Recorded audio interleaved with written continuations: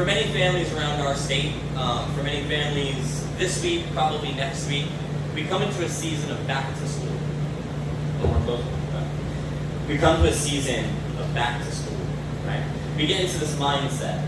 I started last Wednesday at Alliance University, the new name of Nyack College, and Annabeth actually starts Tuesday at preschool. So here in New Jersey, I know in North Carolina where we were last week, they started a bit sooner, but here in New Jersey, we are in the season of back to school.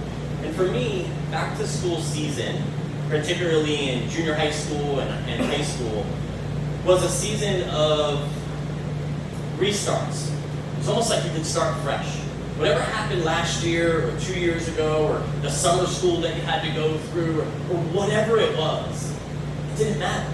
It was a new school year. Right? And I know for me, to get started in a new school year, and for a while I was a good student, and going into late middle school and into high school, I kind of fell off a little bit.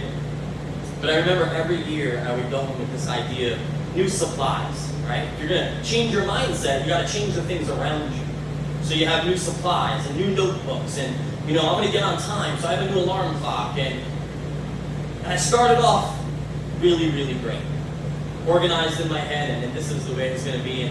And sadly and honestly, most years, I didn't stay that way. It's not how I ended. But I had a fresh start, right? And just a side note, and a shout out to my 7th grade teacher, Miss Ruth Prothro. She's the one that taught us that letter grades weren't so important, but it was how you grew. It was how you matured. It's what you learned. And not so much from where you started, but how did you end the school year? Did you end improved? Did you end with a new outlook or a new perspective? Or did you learn something and apply it to your studies? And so she's the one that helped me get into this mindset as I finished 7th grade and moved further into high school and now into college. And in the spirit of that fresh start, I want to talk about 2 groups of people that come to mind when we talk about back to school. And back to school would consist of our students, right? Students that are coming to further their studies. Maybe they're coming to follow through with sports endeavors like I did. I was very much into football.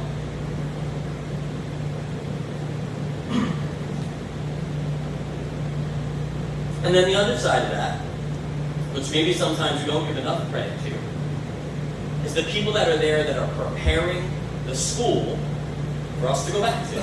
Our teachers, our aides, our cafeteria workers, our bus drivers, right? The principal, the disciplinarian. There are so many things behind the scenes that are working to prepare a place for students to return, to have a fresh start, to have the support and the security and the friends that they made, right? I know for me growing up, a lot of my connections with my friends. My friends were like family to me. So as we're all into this mindset, we look at these 2 groups, and we have students returning and we have teachers preparing the season of getting back to. And it affects more than our academic lives, but it permeates our church lives. We need to get back to church, back to community, back together. And so I want to take us through Luke 15, starting in chapter 11. And we're going to go through exactly what it means to get back to church. Getting back to where, as we sang, this is not where I belong. And how do we get back to where we belong? How do we get back to that place? So in this well-known parable that Jesus tells of getting back to, I'm sure many of you know, and if you don't, I'm going to tell you a little bit about it. And it's the parable of the prodigal son. Or as my translation that I'm reading here, it says the parable of the lost son. I think that is just so much more accurate to what we're talking about and understanding today. So in Luke 15, starting in chapter 11, we find, again, the parable of the lost son. And Jesus, it says, continued in his storytelling here. And it says there was a man who had 2 sons. And I'm not going to read directly, but I'm going to paraphrase a little bit here, just so we can understand it better. It says that the younger son went to the father, and he tells him, Dad, give me what's mine when you die, and I want it now. Scandalous. Scandalous. in the time that we're talking about. The fact that you would go to your father and ask him for your inheritance before the man was underground was scandalous. It was shameful. And in most instances, in ancient Judaism at this point, because Jesus would be pulling out of there to the people he's speaking to here, this is something that the father, in most cases, would have taken him aside and you'd give him a talking to with a switch, or maybe a hand or a belt, right? This was grounds for a beating and punishment. This was serious grounds. But as we read further, he doesn't do that. It says that he went ahead and he divided his property and his possessions and all that he had into the inheritances, and he gave him his inheritance. He gave him all that was his. All he was entitled to. Being the younger son, it would have been about a third of what the father's estate was, we'll say. He also would have given him part of that land. And in so doing this, not only was he giving him his portion, but he was giving up his right to all of it. That's what the father's doing. When he gave his inheritance up to the children early, he was allowed to live there. He was allowed to eat off the land. He was allowed to go about life as he normally would, but it was no longer his. You see the love of this father right from the beginning. Right? He's not whipping his son for his son saying, hey, I want to go off on my own and do my own thing. He's saying, okay, you want to do you? Do you. Very much the way God does with us, right? As he did with Pharaoh. You want to harden your heart? Go ahead, harden your heart. And then he came up behind him and he confirmed that hardness for Pharaoh. Right? It doesn't take away our wants at many times. So we're going through this, and so he gives them this, and it tells us that this boy went off to a far-off country, took all that was his, and he squandered it all. In some translations, this translation I'm reading from, it says wild living, but other translations say reckless living. And I would say that's far more accurate. Reckless living. And as we'll read a little further, we know exactly what he was doing, because further in the story, his older brother says he was enjoying the time with prostitutes. That's the only detail that we know for sure, but we can figure if he was living the lifestyle that was blowing all he had on the loves of the world, what other loves was he enjoying, right? And I think we can all probably relate to that at least a little bit. Chasing what this world has to offer. Chasing the promises that if you just buy this one thing, or if you just sign up for this subscription, or if you just like this team, or if you just vote for this politician, all of your problems will be gone. And we do that, and all of our problems are still right here. All of those empty, hollow promises that are overinflated, but when you look on the inside, are found lacking. So he goes there and he blows all his money on his reckless living, and then a famine comes. Just so happens, as soon as he spent his last dime, that famine hit. And the importance of that is he saved nothing in reserve. He had nothing. He put nothing away. There was nothing in the storehouse for him to weather the storm. So it says that this Jewish boy, traditional Jewish boy, went out and he got a job. Nothing wrong with having a job. Far too many people probably don't have them today. But he went out and he said, okay, I blew all my money. I'm going to take the responsibility on myself. And he went out and got a job. And the job, it says, he was feeding pigs. Just for a refresher and a reminder, pigs in the Jewish tradition is an unclean animal. You aren't to be touching, playing, feeding, associating with these unclean animals. And there he is, feeding the pigs their slop. And not only is he feeding the pigs their slop, he's jealous of what they have, because he doesn't even have that. It says here that sent them into the fields to feed pigs. He longed to fill his stomach with the pods, not even food, pods that the pigs were eating. And then it says, but no one gave him anything. Nobody had compassion on him. Nobody felt sorry for him.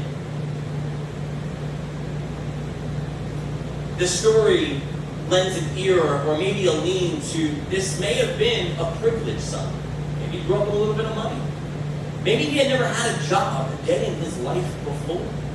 Right? Very much as we read this and what he blows his money and the path he goes down on, it seems that he may have came from maybe a little bit of a place that he really didn't have to do much. I guess that would go to why he thought he knew better. Right? I think at 18 to 21, we all know everything. And as we get older, we get, I guess, stupider because I know less now than I did when I was 18. But here he is, in this pig pen, feeding these unclean animals. And it says, when he came to his senses, something clicked. And it says here that he realized that his father's servants lived better than he did, ate better than he did, had full stomachs, had a bed to sleep in, had a house to be under. And they were servants. I think he quickly realized how much more he would have even had.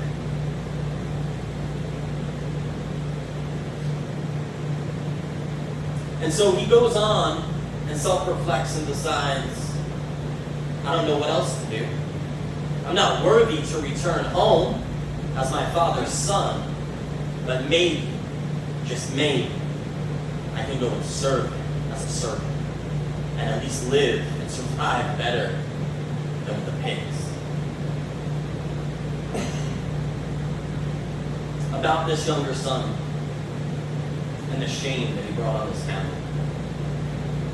Talking about a boy here that not only brought shame to himself, but he brought shame to his father, to his brother. We don't know other family members he had, if he had sisters, a mom, and other relatives living with him or in that community. He brought shame upon his house. Another thing of note here, as I said earlier, he took a third as in his inheritance. So that means he dealt a blow to his father economically, agriculturally, morally. He just gave him blow after blow. So he took a third of what we consider in this country the GDP, right? What the country or what your house has to work with financially and just in resources. He took a third of the family's resources for one person. Took them, not next door, not to the town a few miles down because maybe he just couldn't deal with his parents anymore. No, he left and went to a far away country. So he told his family pretty much, I'm not just leaving, I'm detaching from everything that you are. I am taking, as the great theologian Stephen Miller once said, the son took his money and run, right? Took his money and run. Didn't care. No consideration, no thought. He had his. That's all. So, saying all of this, the shame that he brought, the thoughts that he brought, the resentment and the bitterness that father could be holding right. All of these things are very real. These are real people that we're talking about. And although the parable is a story, it's still real people involved. All of our stories, as we read this, and as we sit and we think and self-reflect, I'm sure each one of us can come to a time that maybe we brought shame on a brother, or a sister, or a father, or a mother, or a family in some way. So he goes, and the son leaves. He goes home. It says far away country. We don't know if he had to take a boat, he went into the plane, don't know if he walked, camel, whatever. But it says after he made the long journey, he's now coming up to his father's estate, which I envision almost like you see, we went visiting, I can't remember the names, in North Carolina, but we went to this place where this guy built this huge mansion, and right out his front door was a long hallway that went down, and he could literally see all the way maybe 50 yards down to the front door, and then way down the road. So I envision that's what we're seeing. And the reason why I do that, because it says, but while he was still a long way off, his father saw him and was filled with compassion.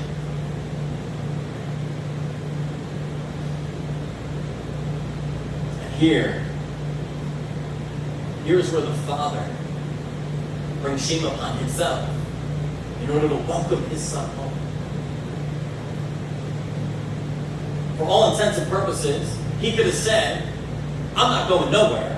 I'm going to wait till he comes to this door. And he's going to get on his knees. And he's going to say he's sorry, or I ain't letting him back in my house. And I think every one of us, as parents, say it was probably a justifiable thing to do. That's not what this Father did.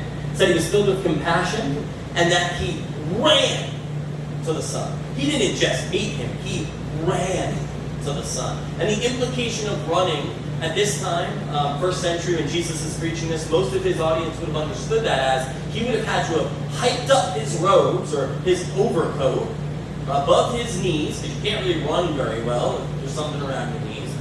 Hike his robes up and run out to his Son. That in itself was shameful in that time. Because an older gentleman, especially the man of the house, lifting up and showing his leg was shameful. Older men of renown, elders, he didn't run. Honestly, because they shouldn't, right? But he didn't. He didn't care about the shame. He didn't care about what everybody thought. He didn't care about what the neighbors thought. He didn't care what Susie Lou down the street gossiping to her friend Betsy about the man who went off and, squandered his inheritance and all the man. He didn't care. His son was home. And it says he ran out to his son. He embraced his son and he kissed his son. Remember that pig pen I told you about? Just think about what his clothes must have smelled like.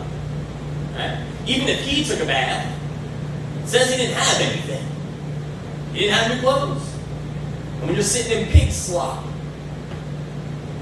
the liquids that absorb into the clothes, right? I know it sounds gross, but think about it. Think about this is what the Father was running to.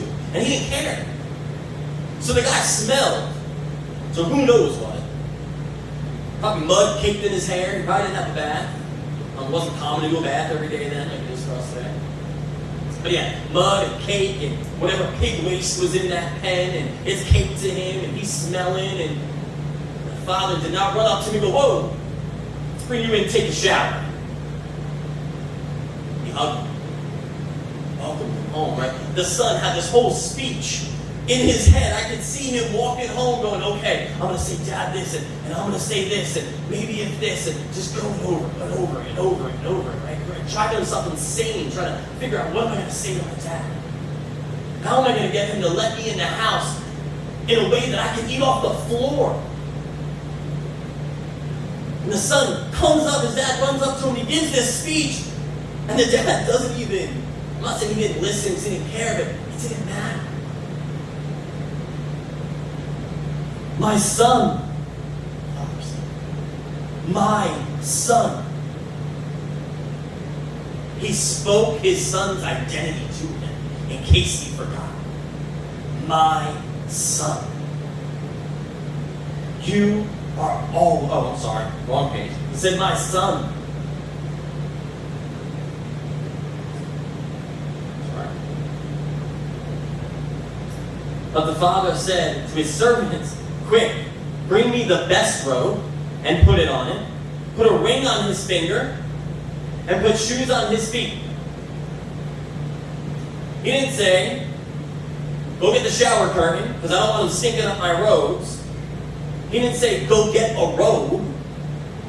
Get the best robe and put it on.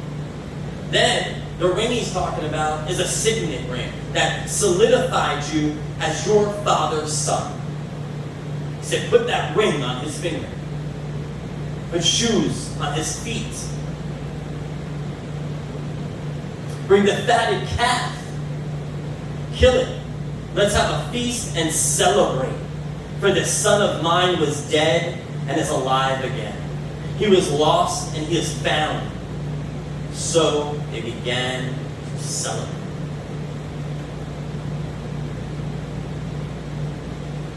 As I sit here and I meditate on these words of Christ's story, Realize, I don't know what celebration they had for him when he was born, but Jewish tradition says they celebrate 8 days later when they circumcise, and then there's a process of growing. But I would stretch it to say here that there was more of a celebration over this man's rebirth than there was over his physical birth. And they have this celebration. And this fatted calf is a special animal that they put aside. They don't even have a set date to use it. They put it aside and feed it the best things. And they don't have it walk, so it's nice and fat, and it's nice and tender. And they have it just sitting there for the best and most amazing of events is what a fatted calf is for. He said, "Gut it, kill it, let's eat it." There was no question of what he did with the money. The father didn't give him a lecture on the front step. He was home. Now, I'm sure some of that may have been dealt with on a family matter term, right? It's just practical. But that's not where the father landed. That's not where the father focused. That's not where the father truly was concerned. The son he thought was dead is now alive. And so we think about coming back to church. It doesn't matter what we've done. It doesn't matter what happened yesterday. It doesn't matter what happened last year. It doesn't matter what happened 10 years ago. It doesn't matter what you did, what you said, what you thought, how you may have thought that you blasphemed. It's all neutral at the foot of the cross. All of the things that we did when we step back to the cross and back to our Father, He's not there with a club ready to mallet us like whack-a-mole. He is there with His arms wide open saying, "Come home. I don't care how dirty you are because I'm going to clean you. And I don't care how far off you are because I'm going to restore you. And I don't care about the relationships that you think are over because I'm going to reconcile every single one of them. Not new, but better than new." So we would think that a lost son, a lost brother, a dead brother comes home. Celebration, right? Not his brother. His brother was out in the fields when his brother came home. He comes up and he hears all this racket and motion and celebrating and screaming and hooting and hollering, and he sees a calf getting brought up to be slaughtered, and he's going, "What did I miss when I was out in the field doing exactly my father's business? What did I miss here?" Right? This is the brother that stayed home. This is the brother that shared his inheritance with his father. Because it was no longer his father. His brother squandered it. But the older brother stayed home, did what he should have done. He was dedicated and he was committed. And he did everything that an older son was expected to do for his father and for his family. And the servants come out to the son, and he grabs one of them, and he said, "What's happening?" And he said, "Your brother's home. Your dad has put the best on him, and he's killed the fatted calf, and we're celebrating. Your brother's home." The older brother, it says in verse 28, became angry. Angry. Your brother's alive. He gets angry. Now I say that we look at this brother, how could you get angry, right? How many of us get angry? How many of us get angry even if something's coming back to the fold? How many of us look and go, "Oh, sure, now you want prayer. Oh, sure, now you want to sit in the pew. Oh, sure, now you want the elders to come and pray over your sickness." How many of us get caught up in that attitude, right? The brother loved him. It doesn't say he hated him. It said he got angry with him. There's no love lost, but how easy is it for the stinking thinking to seep into our heads and plant a root there, so that as we're worshiping God on Saturday night or Sunday morning, wherever your worship time is, you're worshiping and you're in, but then you go home and it's, "Oh, but so-and-so." I think every one of us can say, "Hey, I'm guilty."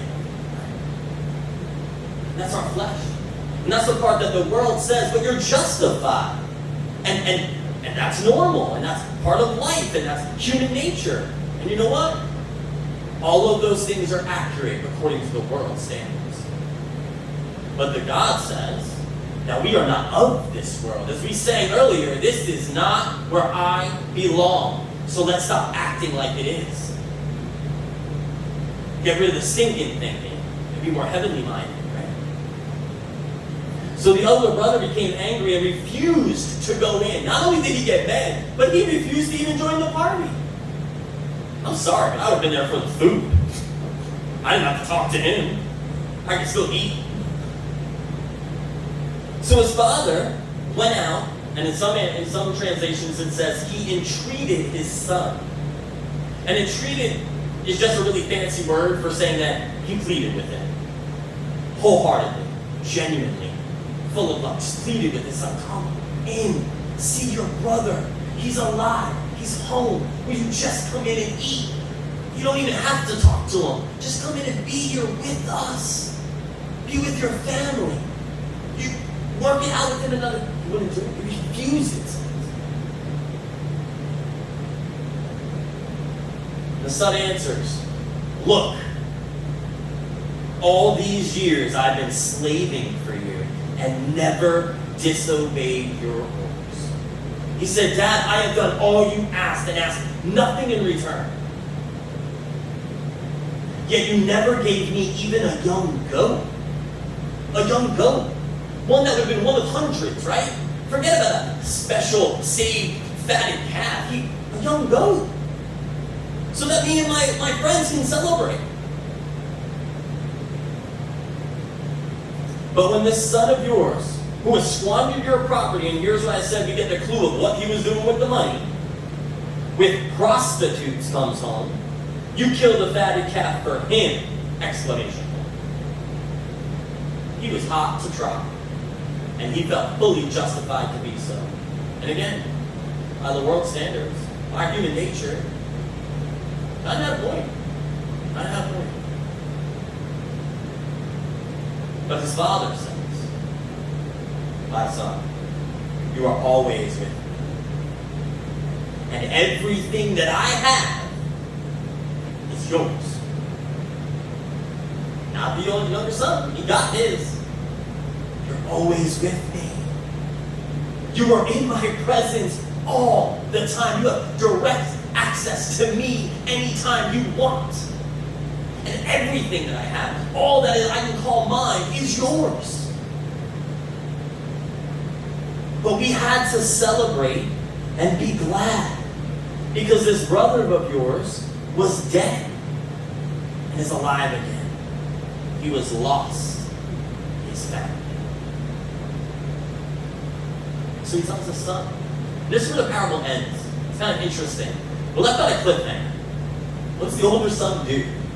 I mean, what does he do? Does he go in? Does he reconcile with his brother? We don't know. You want to know why? Because the older son is you. And it's me. It is every one of us. It's an open-ended story because what are you going to do? You take the next step. You take on the next chapter. And what are we going to do when the younger brother who has squandered it all walks back through these doors and says, I want to come home? Are we going to be more like Dad? Or are we going to be the older brother? Are we going to refuse to come walking through our Father's house because somebody else made us mad? Are we going to stop going to church because there's somebody sitting in a pew that might be a hypocrite? I think we could easily say every church is full of them. We all have hypocritical moments in our lives. Nobody is saved from any of us, saved from any of that. So we get an idea. What is God doing when that lost sheep comes through that door? What are the angels doing when the lost sheep comes walking through that door? What is happening in the presence of the very angels of God in heaven when the lost sheep walks through that door and comes home? Well, sticking in Luke 15, we have an idea. And if we go to verse 7, Verse 7 says, I tell you that in the same way, there will be more rejoicing in heaven over one sinner who repents than over 99 righteous persons who do not need to repent. No misinterpretation. It's pretty clear, pretty simple. More rejoicing in heaven over one sinner that repents. Do you notice the language? It doesn't say one person who never knew God came to God. It doesn't say one not yet Christian that finally got brought to the cross. It says one sinner. That means every single one of us, because all of us are sinners until we reach glory. One sinner repents. The repentance. Just one sinner. That means somebody who's never met God and somebody who's returning to God after going out to the city, right? Or maybe it's even more like a Peter when he denied Christ. You don't have to do anything that you march off into Las Vegas and blow your whole life savings and that's the only way that you backslide. No, Peter did too. Peter, a very direct apostle of Christ, lived with him for 3 years, knew him in and out, part of his inner circle, and denies him 3 times in the most vulnerable place, what was perceived to be the most vulnerable place that Jesus could have been in. But we all know that Jesus was in chains because Jesus chose to be in chains. If Jesus wanted out at any point, he could have easily blinked an eye, snapped a finger, or just thought about it, and they would have fallen off of him, right? If we drop down to verse 10, into the parable of the lost coin, it tells us, in the same way, I tell you, there is rejoicing in the presence of the angels of God over one sinner who repents. In the presence of angels. Who's left? It's the saints that have gone before us. It's our family members. It's our friends who have prayed for us over and over and over. And maybe they went to the grave before we ever found Christ. But they're up there rejoicing in the presence of angels. For one sinner. One. Not 100, not 1,000, not 1 million, one sinner. So if the angels are rejoicing like that, God is rejoicing like that, who are we to sit in that pew and not be rejoicing when that addict, that former prisoner, that homeless person, that person who can't afford a meal and water, that person that's walking down the street and maybe just cheated on their wife, but hears the voice coming out that door and walks through that door, who are we to say, no, you can't come in? So we get back to church. And church, not the 4 walls of this amazing building that we have use of right now, but the church is us. We are the church.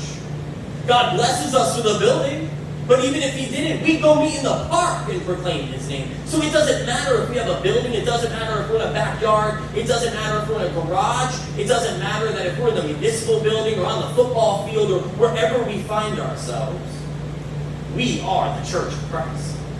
We are the body of Christ. And if we are going to be the church of Christ and we are going to be the body of Christ, then we as those that are preparing the church, as teachers prepare a school for those to return, then the doors need to be wide open, hands need to be out, arms need to be open to receive those that are stinking like a pig stall and just want to come home.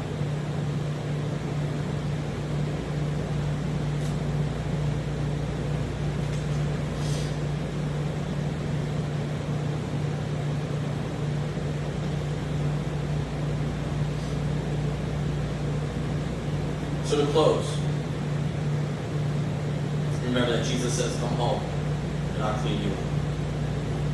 Jesus says, come home and I'll restore you. Come home, for my yoke is not heavy, but my burden is light. It's light. So whatever you're carrying out there, bring it in here, because I'll take it off your shoulders. And I'll replace it with something that you don't even know is upon you because of how light it is. You will just see the blessings pour down from heaven as the Holy Spirit fills your life for everything I have planned for you. So our weekly focus as we get back to church, as we get back to community, and as we get back together, our weekly focus for all of us today is where are our hearts when it comes to welcoming home the lost? We are Refuge Church. Refuge Church. That means no one is turned away. And every one of us is a refugee from our true home, which is heaven, right? This is not where I belong. Take this world and give me Jesus. The second question for today in our quiet time this week is we bring it before the Lord and we ask Him to reveal in us anything that could be a burden or a blockage or a resistance to welcoming the lost. Let's ask, how can I better love the lost back to life? The Father said, your brother was dead. He's alive now. How can we love them back to life?